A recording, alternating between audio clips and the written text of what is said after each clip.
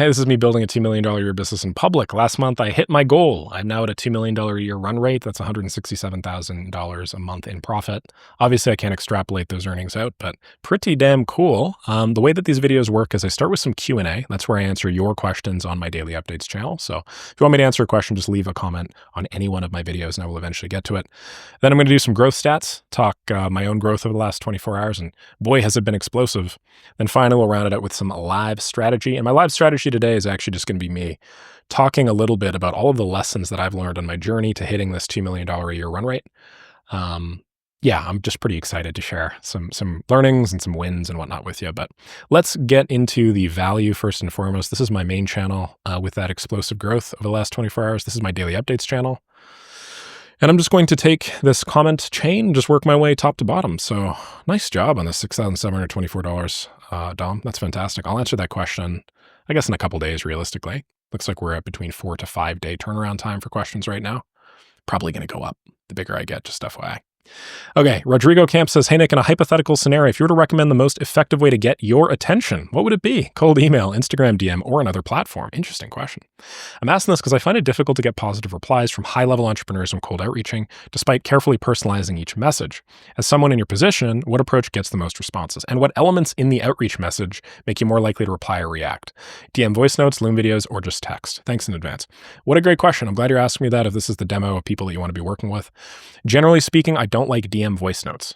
I like Loom videos insofar as they, on the thumbnail of the Loom video, they are clearly and visibly on some aspect of my profile. They're clearly customized. I can usually smell a non-customized AI-generated piece of outreach from a mile away. And because I'm just in the AI generation industry, like for me, because I can smell it a mile away, I'm going to assign lower value to it. Not to say that other clients will, but for me, you want to reach out to people that are presumably in my space or at my level.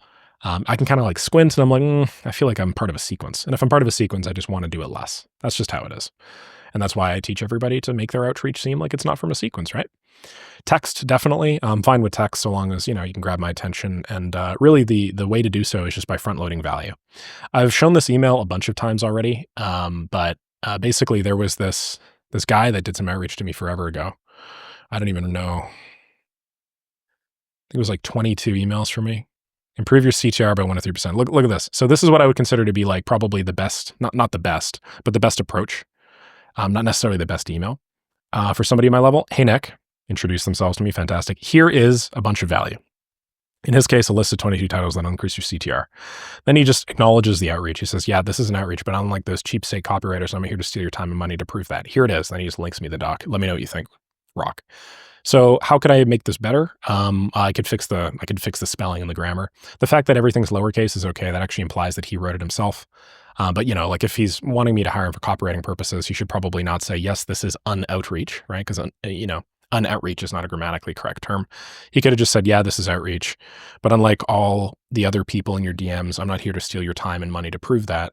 Or another line that I really like that I've used a lot is like, I know the way to get ahead in this industry is to provide value up front. So here's a bunch of value.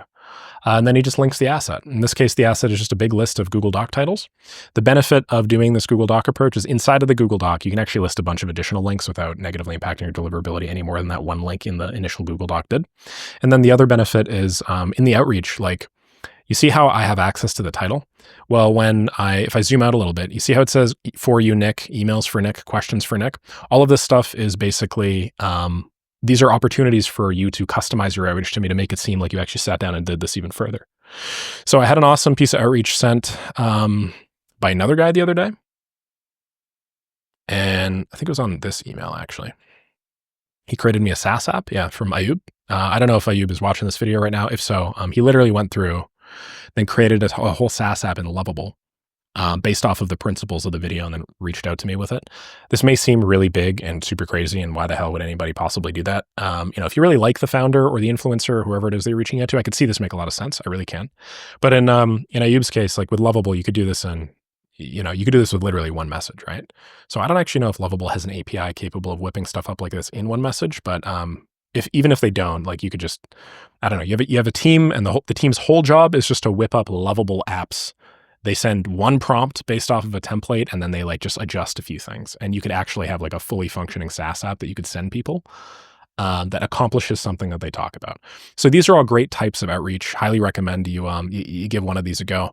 But yeah, as long as you front load with value and basically just show that you understand the predicament that I'm in when I have to look over emails like this, I'd say you're doing a pretty good job. So great job asking that question. Super stoked on you, man.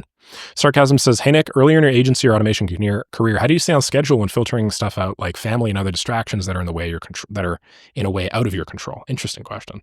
I find that people generally do not respect my time or schedule, and that not only creates unnecessary issues emotionally, but also in the agency itself. Wow. It'd be ideal for all of us to have our own place with peace and quiet. But the reality is that we start in a place where this isn't possible, where external distractions or circumstances disrupt the flow of crucial inputs needed, like outreach and like sales calls. If you were in this situation, what would you do?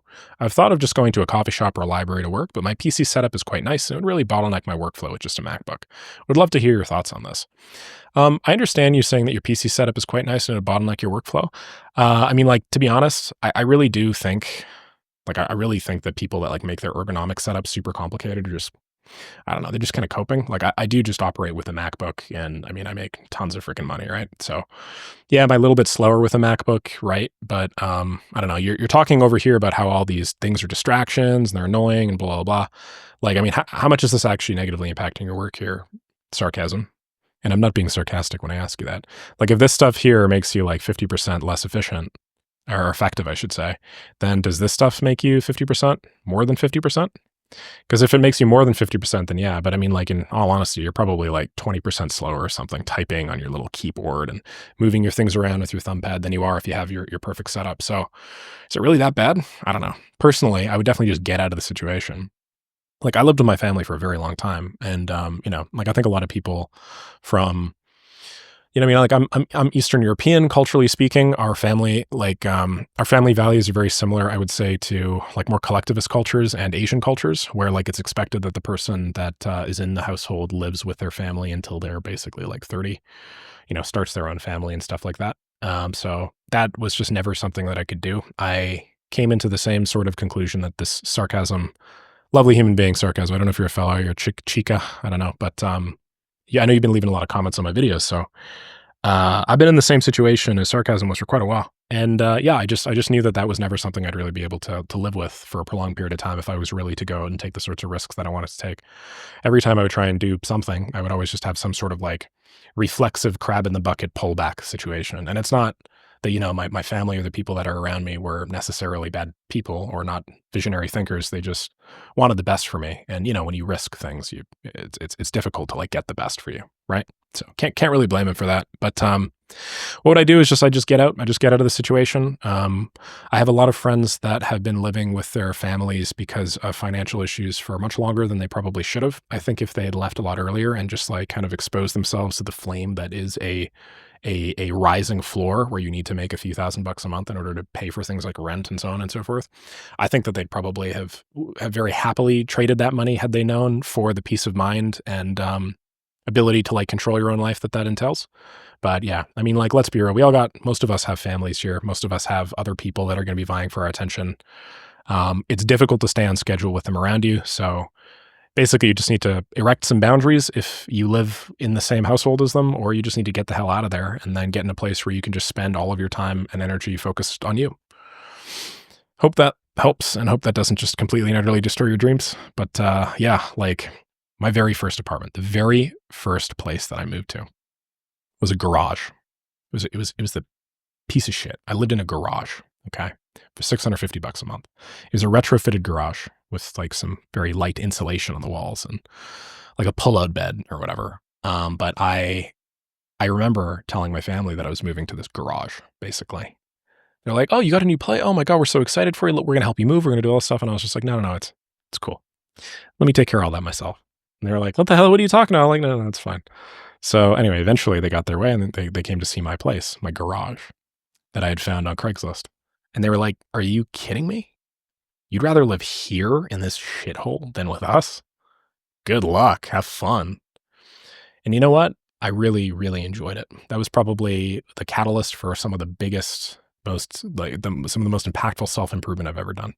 Just being on my own in this shitty, dank, smelly garage with ant problems and most nasty cutlery, and everything was always stained, and there was like weird gusts of wind coming from the walls. Like that was actually probably one of the best experiences of my life. So I had no money, but I found a way to make it work. And I think that basically everybody else can too, to be real.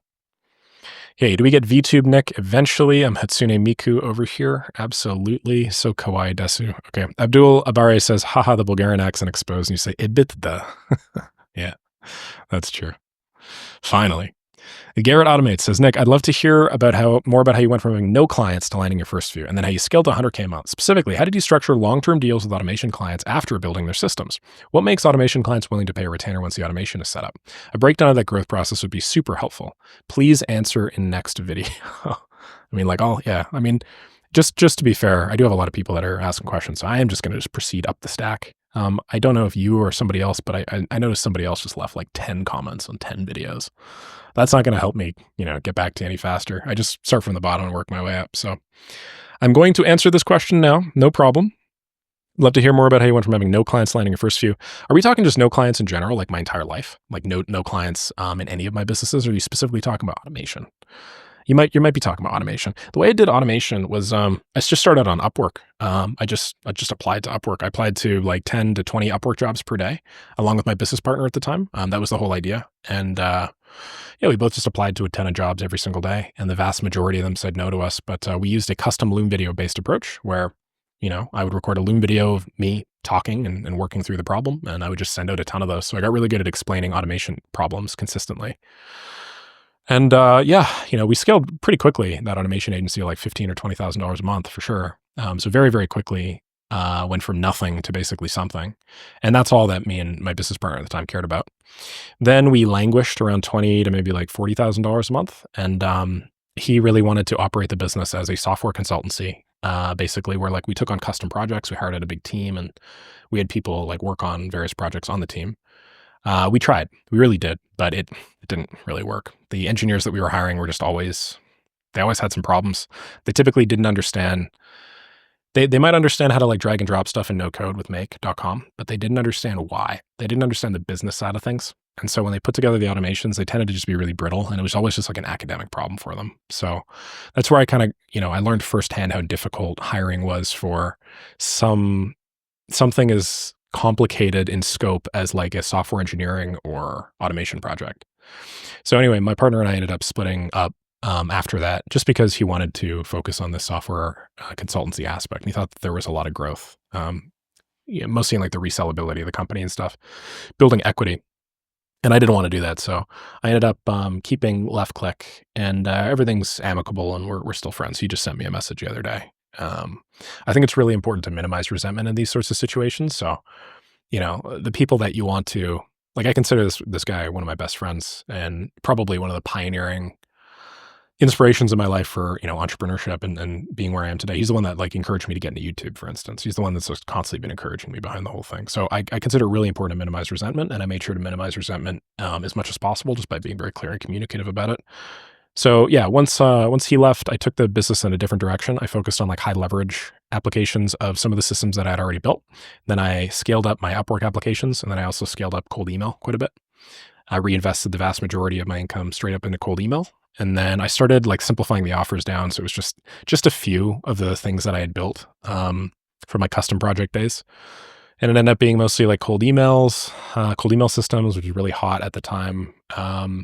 Like one-click CRM templates, which did end up taking a lot more of my time than I initially anticipated, but it still ended up being scalable. But eventually, maybe this is like $45,000 a month. Kind of got to the point where I just couldn't really continue. So what I started doing is I started doing these fractional COO style pitches, where I basically said like, hey, I'm going to be like your fractional COO. And I took a few of my clients that were a little smaller at the time, paying me like $3,000 or $4,000 a month. Then I basically pitched them with like massive proposals that were like 20 or 30 pages. And I said, hey, I want to take $10,000 a month plus 7% of your business. Here's what I'm going to do in order to justify that. I'm going to deliver you $100,000 a month in value. And then that worked for a couple of my clients, which was nice. And then my revenue shot up, and then I had I had like a lot of people sign up for my service, and a couple of old clients reached back out to me the month that I hit 72,000. So when I scaled my agency to 72,000 bucks a month, I don't know, like there's definitely more revenue that month than I normally would have made because not all of that was MRR, right? Some of that was one-time project based. But yeah, like it was basically like a month where I just like leveraged the hell out of all my systems. And then I had a couple of partnership things going, and then it was pretty awesome. And so from there, I started running into just ceiling issues more generally, where I was like, all right, like I can make 70,000 bucks a month, and 70,000 bucks a month is awesome. But like I am also working like a dog and I'm juggling quite a bit. And I mean, this outreach stuff that I'm doing, it's really just starting to bog down on me, right? Like every time I enter a conversation with somebody, I am sort of starting at a disadvantage. Then after my business partner had, my previous business partner had just been like, dude, you got to start a YouTube channel. You got to start a YouTube channel. You got to start a YouTube channel. And then some serendipitous events in my life that had occurred right alongside that, where I went to Mexico and I met another one of my friends and he said more or less the same thing. I decided I would start a YouTube channel, and then I try a bunch of branding and inbound stuff. And I would attempt to like have people come to me as opposed to me going out to them just to see how that would work. And I figured I had like the business chops and the social proof by that point that I'd be able to be taken seriously. So it turns out that that gamble was right. I did a video a day for like 30 days and I ended up at the month end at about like 3,500 subs, which was pretty unprecedented growth. I think a lot of people start YouTube and they don't hit 3,500 subs for like 10 months, let alone one. And then I just like doubled down on that. And yeah, the scalability of that and the fact that clients were coming to me as opposed to me going out to them. And then also eventually the launch of like templated products. So like templates, stuff like info products, stuff like one-on-one consultations. I have a couple of clients that are on like monthly consultation retainers now. I don't know if you want to call them retainers. So basically I do like between 4 to 8 calls a month and they pay me between $2,000 to like $6,000. So a bunch of these highly leveraged activities where my internal hourly rate shot up to, $800 an hour or something like that, approximately, were ultimately responsible for me hitting that $100,000 a month. That is the entire growth process laid out for you. Hopefully that helps. Take it. Do whatever the hell you want with it, Mr. Garrett Automates. Ooh, I like yeah, big fan of the shorts. Nice, man. I got to get more into that stuff. I'm not posting any of my main channel. Is that your car? It's kind of a cool car. You selling? Okay. Sal Kirel Manzar says, "Hi Nick, huge fan, props in your journey so far. Curious to know your thoughts on Go High Level and using as part of an automation offering. Do you use it as part of your tech stack?" No, I don't. It's not that GHL is bad. I think GHL is fine. And it's a great way to go from 0 to 1. I just don't use it myself. It's basically like 80% of the way there, I would say, for most purposes. But I know enough depth that I can like build out more complex flows, I would say, than GHL allows. I think if you're like a local business owner, like a plumber or something, I would screw around on GHL for sure. Just a quick way to bridge the technology gap and get things that just work out of the box. Stuff like, AI chatbots or whatever that otherwise you wouldn't really know how to put together. Okay. What do you think about ads? I don't use them. I don't use ads at all. Not a big fan of ads whatsoever. Sorry, Nav AI QAI. Shishagua says, "Love the lighting, Nick. Could you take us through your first call with your prospects? I remember saying that you go over a 15-minute strategy disco call, then you send a proposal and follow up till they sign, but could you go into deep detail about what you guys discussed in this 50 minutes and what criteria you look for?" Yeah, happy to do so. This is my sales script, basically. Now, I don't want to give you the entire sales script, but if you want more about this, just head over to Maker School and just like get like a month subscription. You'll get access to a bunch of assets. I think this is in month 1, so you should be good. Keep in mind that you're going to get access to a bunch of other assets if you stay for month 2 and month 3 and stuff like that. And I also guarantee that you're going to get your first client in 90 days, assuming you actually follow the program. Now, I'm pretty lax about this. I had a girl the other day that only submitted, I think, 30 Upwork applications in 3 months. And she was just going through a bunch of crazy financial difficulties, and I ended up giving her money back, or most of her money back anyway. She was like, "Hey, take 1 month or something." So, like you don't have to send 10 Upwork apps a day or 900 Upwork apps over the course of the first 3 months of the program. But, you can't just come around and jib me. You can't just screw me. You know what I mean? Like, as long as you're reasonable about it, yeah. So what I'm trying to say is there's very little risk. Give this a try, and then maybe you can check it out for yourself. But yeah, I'll give you the first 2 sections. I just start by building rapport, and then I always set the schedule. So setting the schedule, in my opinion, is important. Basically, I will always just say something along the lines of, "Hey, you get a ton of cold outreach every day. You probably got like 10 emails in the last 5 minutes. So what made you want to click on mine? Like, what was the reason why we're talking right now? Was there something in the positioning or messaging, or would you say it's just more time, like right place, right time, that sort of deal?" And then from there, they'll usually tell you how to sell them. Then you take that and then you use that to proceed with the rest of the process and actually sell them. So yeah, definitely check out Maker School if you want more of that. Hopefully that helps. Modiverse P9H says, "Hey Nick, love the thumbnail. You always deliver real value. Thanks a lot for that. We got a quick question for you.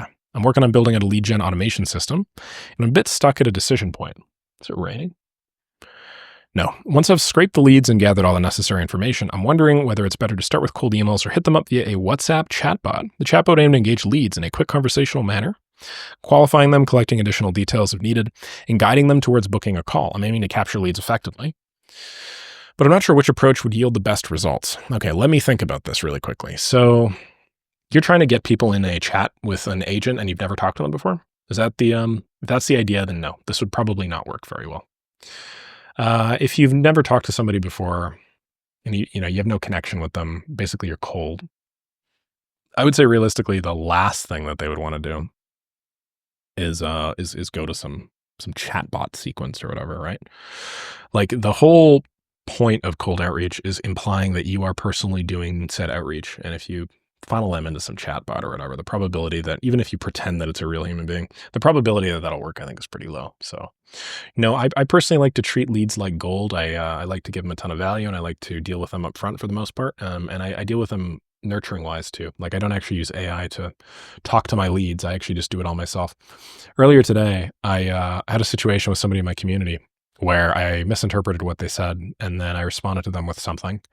And then they blew up at me and they were like, how, I can't believe you would use AI to respond to me like that. You didn't even get my name right or my gender right or something like that. And I like, that was actually me that did it. I was like, the hell? And then I ended up being like, hey, I have no idea what you're talking about. Can you clarify? And it turns out that they weren't really paying attention to what I was saying. And, their profile pic didn't really show who they were and whatever. But the point I'm making is like that visceral reaction of like being conned by somebody because you're pretending that it's a real person, but it's actually an AI. That's really strong. So I would try and avoid that however possible, especially if you don't have a good relationship with them. Now I had a good relationship with that woman and she really liked the work that I did. So she immediately was like, no big deal. Let's just sweep that under the radar. I don't think it's AI. But yeah, if you're working with somebody or you're trying to work with somebody that you don't have any sort of connection with, the likelihood that anybody's going to want to do anything is basically nothing. Okay, I think I'm going to leave JMX 097s for tomorrow. Yeah, just because we are coming up on about 20 minutes or so. So yeah, that's that. Let's, ooh, my back's killing me. Let's do some brand stats, huh? Why the hell don't we do some brand stats? We'll wrap it up. So, we'll wrap it up with my 5 lessons of getting to this point in my career. Being rich as hell, basically. It's weird, man. Somebody called me rich the other day, and I was like, I'm rich? Really? So I actually asked ChatGPT. I was like, hey, ChatGPT, am I rich? ChatGPT is like, yeah, you're definitely rich. You're what most people would consider rich. I don't think I'm what like super rich people would consider rich, but like, holy shit. I was like, me? You have any idea? Like, family was bankrupt for most of my life. Most of my childhood, I should say, not most of my life. We'd always just laugh at rich dudes driving their super rich cars and be like, oh, look at the rich guy driving his rich car. I wonder what it's like in first class and all that stuff. So that's pretty wild. All right. So the main channel bumped up by 968 subs in the last 24 hours. That's crazy. That's got to be the biggest growth day on record for the main channel. Insanity. The main Instagram channel grew 2,742. So second biggest day on record, I think, or maybe third. And then my daily updates channel grew humbly. We're all about that humble growth. Now, I've been talking a lot today. I don't know if you guys could tell. I had my monthly community call today, and I have another weekly office hour call tomorrow, and then I had like a bunch of coaching calls and stuff. So, it's a shame I'm not a little bit fresher for this, but what I wanted to chat about here was just some lessons that I learned on my journey to $2 million a year, $2 million a year run rate, I should say. Because, yeah, I think I could have achieved this a lot faster. And I think it's important anytime you achieve a milestone or don't to do a retrospective and just double down and try and figure out what was responsible for you doing that. So what I've done over here is an Excalibur. I have written down a couple of simple and easy one-liner lessons. I just wanted to expand on them, walk you guys through them, and hopefully you guys appreciate it. So the very first major lesson, no, you only see one. Very first major lesson I'd like to chat about is this notion that where you are going, it's actually less important than just going. Okay. So let's say that this is you. You are right over here. Let's say that this is your goal. Let's say maybe your goal is $2 million a year. Okay. Like me. Can't even draw a thing properly. So your goal is $2 million a year. So what do you want to do? Obviously, you want to go over here, right? Here's the thing. You're blind. You can't see. You have no direction. You dropped into this and you're as blind as a mole rat. So you actually have no feedback. You have no way to know where that $2 million a year is. So you're right over here, right? And that's where a lot of you guys watching this video are right now. And you're thinking, okay, I really want to do this goal, but I have no idea where to start. So what do you naturally do? You start asking questions. You start asking people like me questions on YouTube. You start asking your friends questions. You start asking your family members questions, your teachers questions. You start looking for mentorship. You start looking for some sort of guidance, basically, to help point you in the right direction. So you do that. And you do that for 3 whole months, let's say. And finally, at the end of the 3 months, you feel like you know enough that you can actually get started and start moving. Okay.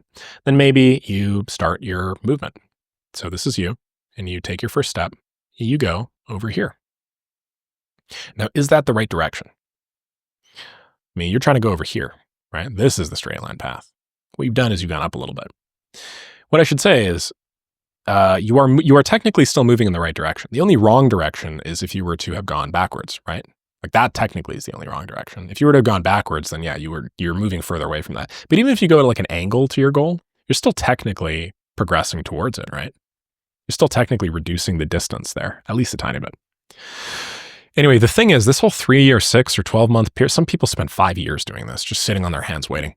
This whole thing here, this 3 months, this is actually completely and utterly unnecessary, okay? Because you could achieve the same thing. You could achieve momentously more and faster results if you just, instead of spending all this time and energy looking for guidance or mentorship or some sort of direction, if you just got going yourself. If you just got going yourself and you started moving in the wrong direction, do you know what would happen? Within a week or so, the market itself would actually tell you that you're going in the wrong direction. And it would say, hey, that's wrong. And the market itself, which is a much more objective and opinionless and factual source of truth than me, or other mentors or gurus on the internet or blog posts or your friends or your family, the market itself will very quickly start guiding you in the right direction. And within just a few weeks or months, you're going to make it to the same place you were going to make it anyway. It's just instead of you spending, let's say, 3 months in order to get there, you are going to be able to do the exact same thing in like, I don't know, let's just say 1 month. So where you're going is less important than just going, because if you just start moving in any direction, it's almost like it's almost like you're in a river, okay? And like there's a current to this river, and the current is flowing in this direction. It's like no matter how hard you try, even if you do screw up and go in the wrong direction, the market will just start pushing you straight back into the right direction.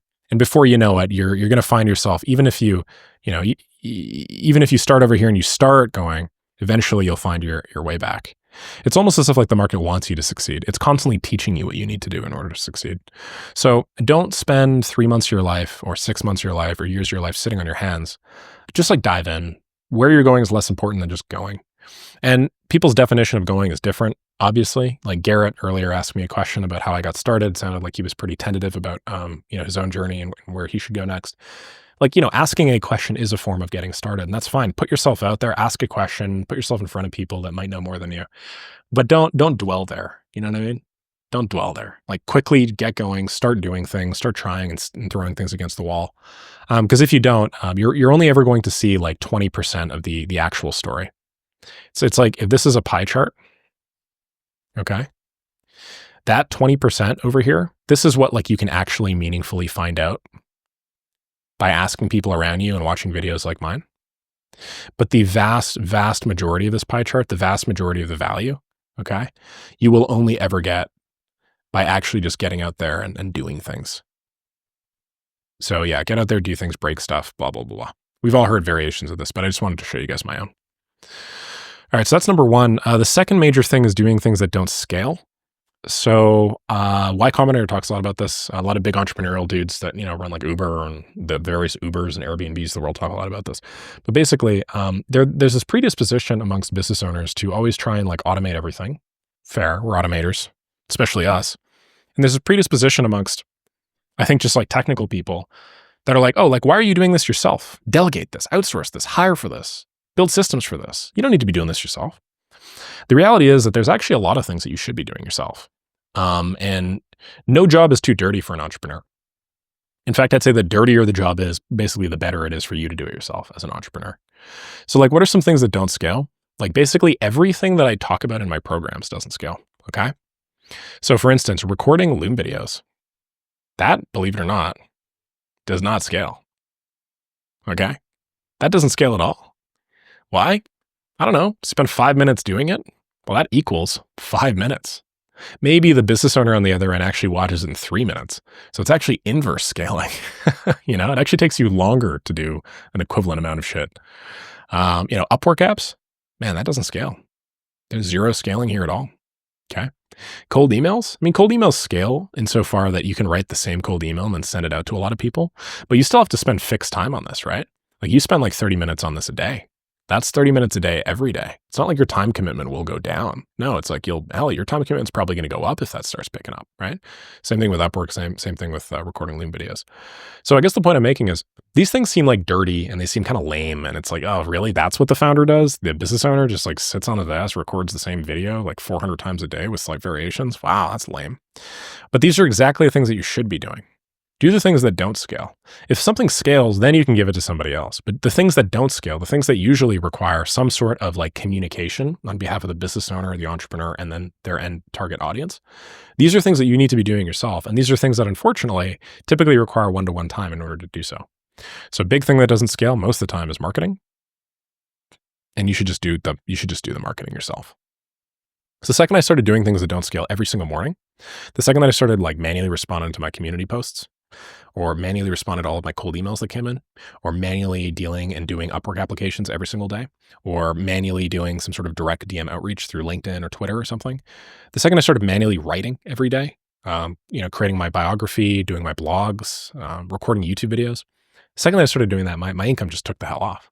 Like, don't get me wrong, it was already pretty good. Maybe I was making like $10 or $15 or $20,000.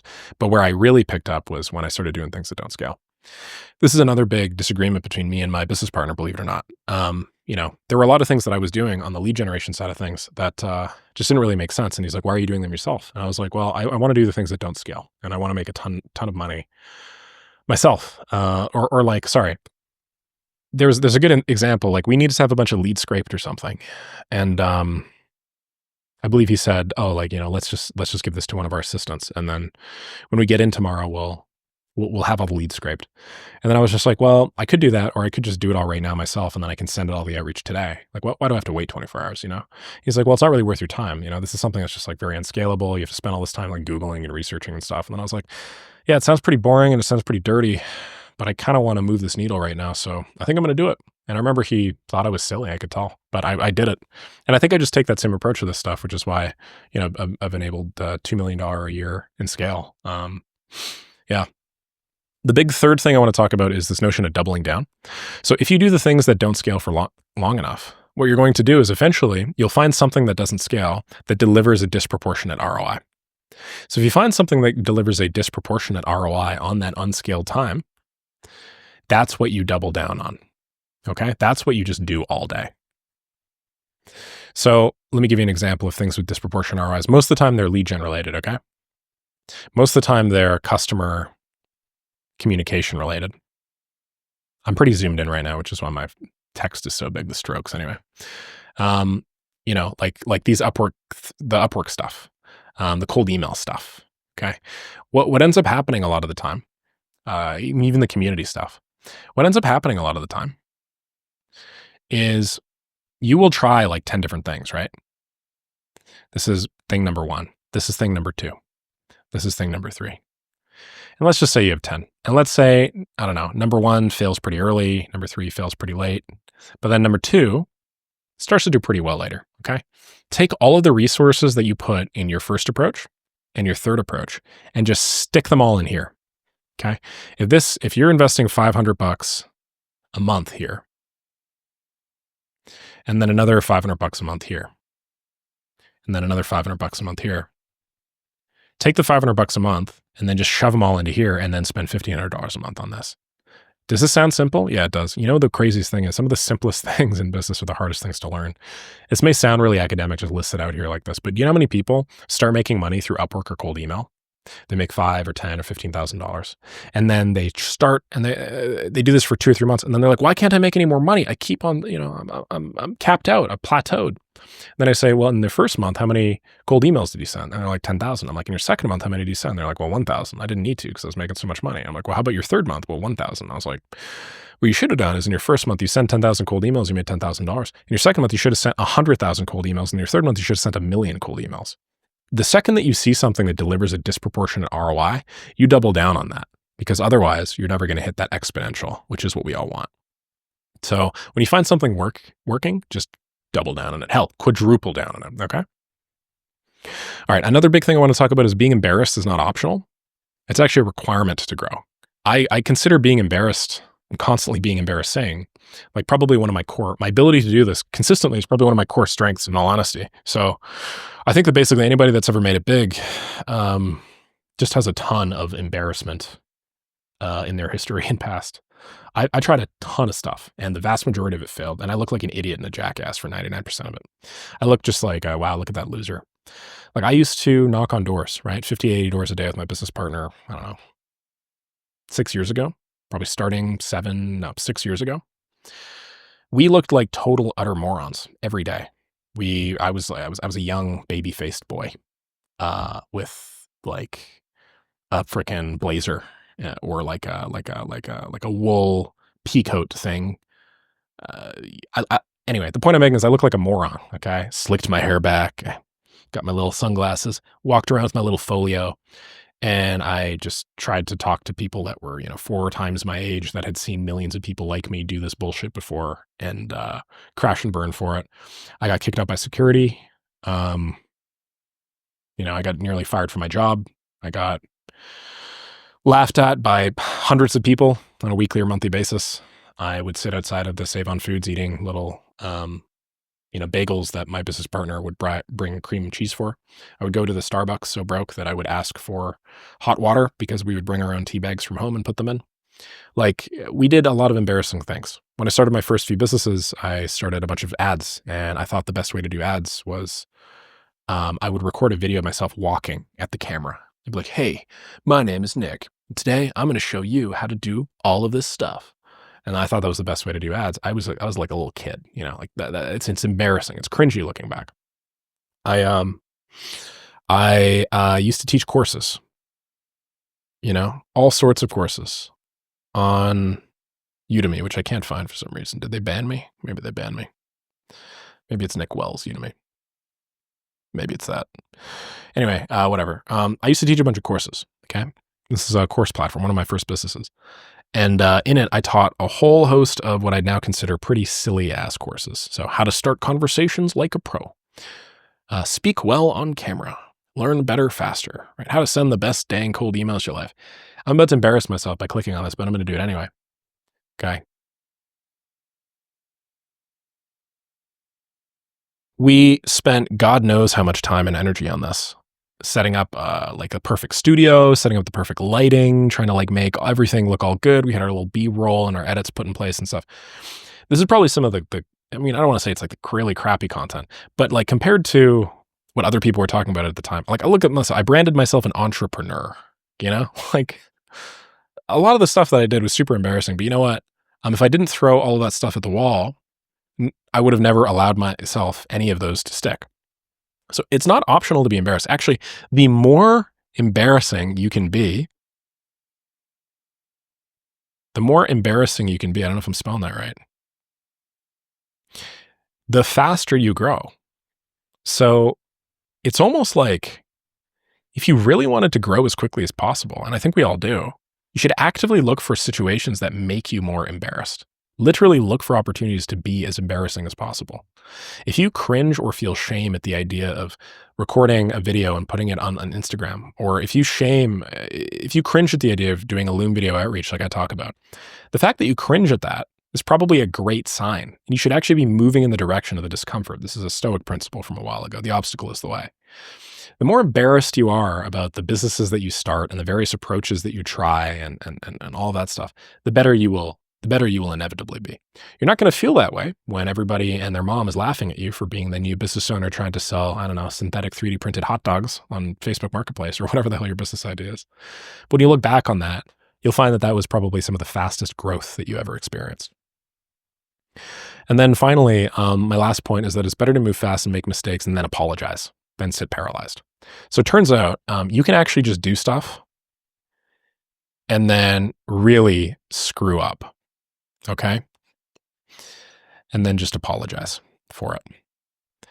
Does this fix everything? No. But the truth is, you can screw up majorly and you can just apologize for it. And a lot of the time, things are fine. So rather than being paralyzed at the possibility of making a mistake, what you want to do is you just want to move forward, even if you're not entirely certain. And if you screw up, you apologize after. But keep in mind, you're not going to make a mistake most of the time. You're going to make a mistake like 20% of the time. So 80% of the time, you're actually going to win. It's that little 20% that you're scared of. Well, you can just apologize. It's no big deal. What's an example of this? If I zoom out a little bit, a meta example of this is guarantees. If you're a total beginner and you're a noob and you've never delivered any cool, valuable project in your entire life, you've never made anybody any money in your entire life, okay? It's going to be pretty embarrassing when you go out there and you're like, listen, I am so confident this is going to work for you. I'm going to guarantee you results. And if I don't get you the results that you're looking for, I'll give you all your money back. So that's a good example of you just moving forward, trying something, and then if it doesn't work, sorry, here's your money back. It's better to have tried than not. It's better to have loved and then lost than not to have loved at all. It's a great example of that whole idea. So if you are waiting for a client to get back to you or something, and the client takes forever to do so, or your prospect, and them not doing this is getting in the way of you being able to do the thing that they're paying you for. Don't just sit there waiting on your hands being like, oh, like I wonder what they're going to say. All right, well, I guess I can't do anything today. I guess I got to wait till tomorrow for them to get back to me. Don't do that. Just try doing the thing that you think is right. And then if they don't like it and you screw up, just apologize. It's no big deal. Most of us are not literally hovering with our fingers over the nuclear launch codes, right? Because of that, we can make mistakes. At the end of the day, it's like paper monopoly money that we're dealing with, right? Obviously, these are in some level attached to people's livelihoods and stuff. So don't be wanton with how you use it or spend it. But just know that, at the end of the day, the economy is just a game and you are allowed to make mistakes in the game. In fact, if you didn't make a mistake in the game, how would you know where the boundaries of said game are? You need to. Anywho. Those are the 5 major lessons that I think allowed me to get to this point. If I could go back in time, I think I would do some of my journey a little bit differently. And I think that I would probably double down on a lot of the things that worked a lot faster. Like I was just talking about in another YouTube video, I should have just done a video every single day on YouTube for a year. And if I'd just done that, I'd probably be like 150,000 subs by now. I'd probably be at $300,000 a month, not $167,000 a month. But there's only so much that you can learn, without actually, again, making mistakes. And so I have the grace to apologize to myself and just say I'll do better next time. Thank you very much for watching. Looking forward to tomorrow. If you guys like this sort of stuff, definitely check out Maker School. It's my automation community that'll take you from 0 to 1. Have a gander at makemoneywithmake.com. If you guys already have an agency as well, I'll help you scale a winning offer even better. Yeah, anyway, I'll see y'all tomorrow.